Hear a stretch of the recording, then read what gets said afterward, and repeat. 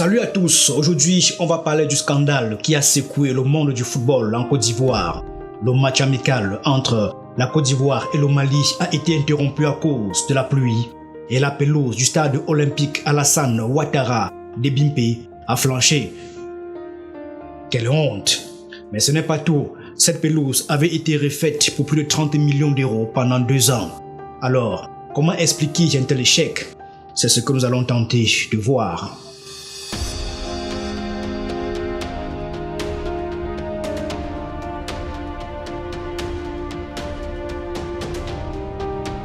Des chiffres qui donnent le vertige. Le coût global de la construction et de la rénovation du stade olympique Alassane Ouattara d'Ebimpe s'élève à plus de 219 millions d'euros.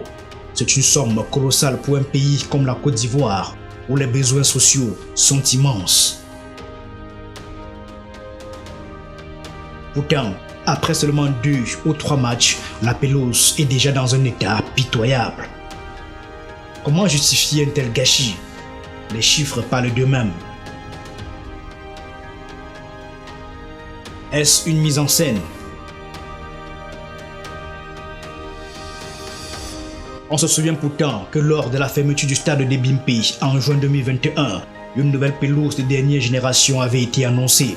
Des images montraient même des experts la dérouler. Mais aujourd'hui, tout cela ressemble plus à de la mise en scène qu'autre chose. Les images étaient-elles truquées? Les experts étaient-ils vraiment compétents? On peut se poser beaucoup de questions. Malheureusement, comme au Cameroun avec le stade Paul Biya, la réalité est que le gaspillage public est devenu également la norme en Côte d'Ivoire. Les marchés publics sont souvent attribués sans appel d'offres. Les budgets sont surfacturés et les travaux sont souvent mal faits. Tout cela profite à une petite élite corrompue qui s'enrichit sur le dos des contribuables. Le stade olympique Alassane Ouattara d'Ebimpe n'est qu'un exemple parmi tant d'autres.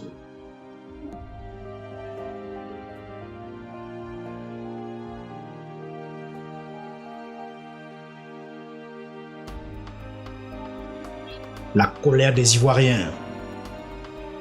La pluie qui a interrompu le match amical entre la Côte d'Ivoire et le Mali n'a pas seulement créé des problèmes sur le terrain.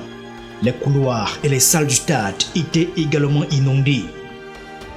Le scandale du stade olympique Alassane Ouattara d'Ebimpe a provoqué la colère des Ivoiriens qui en ont marre de voir leur argent gaspillé. Sur les réseaux sociaux, les critiques fusent et les autorités sont pointées du doigt. Le scandale du stade olympique Alassane Ouattara d'Ebimpe n'est que la partie visible de l'iceberg.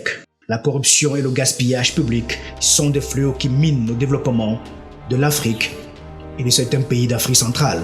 Il est temps que les responsabilités soient situées et que les responsables soient sanctionnés conformément à la loi. Les Ivoiriens ne peuvent pas débourser plus de 200 millions d'euros pour la construction et la rénovation du stade d'Ebimpe et se retrouver avec une pelouse qui ne tient pas la route. Il est temps que cela change et que les défaillances ne soient plus passées à pertes et profits. Les Ivoiriens méritent mieux que cela. Surtout que la CAN approche à grands pas. Vivement que les autorités fassent quelque chose pour corriger cette erreur monumentale.